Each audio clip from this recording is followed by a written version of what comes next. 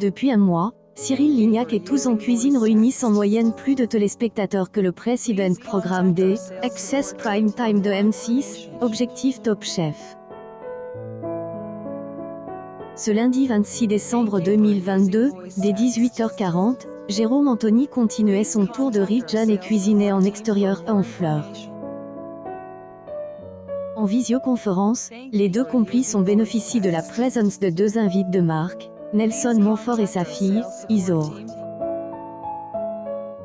Dès le début de l'émission, Jérôme Anthony commence à motiver Nelson Montfort, vêtu un élégant costume, en direct de la cuisine de sa fille, Isaure. Il est beau gosse ce soir, Nelson Montfort. On a l'impression qu'il va nous mettre des notes. Et autour une préparation de cabillaud à la sauce thaï, la bonne ambiance couve entre la maestria du chef cuisinier et la maladresse de ex-présentateur de la France, un incroyable talent, qu'a continue. Jérôme Anthony continue ses pics à destination de invité dit au cours de émission en regardant les habitants normands en arrière-plan. Et je discute avec les ex de Nelson Montfort là. Là, il y a les ex, et là, il y a tous les gosses. Et le commentateur sportif, avec sa voix si caractéristique, se rebelle. Et tu es un petit joueur, car il y en a beaucoup plus.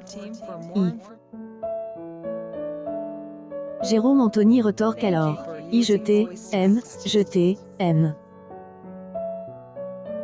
Merci, et toi le plus fort.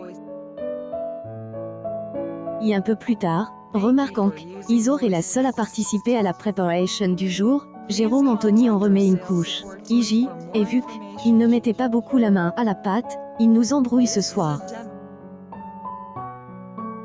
Il a mis son plus beau costume pour faire la vaisselle. Et ces échanges ont été suivis par 1,26 million de téléspectateurs présents devant leur poste de télévision entre 18h38 et 19h37, soit 7,7 parts de marche. Sur une semaine, le programme culinaire enregistre une légère baisse de 0,1 point. À noter que la boutique de Cyril Lignac ferme ses portes après la dernière émission de ce vendredi 30 décembre 2022, programme à 18h40.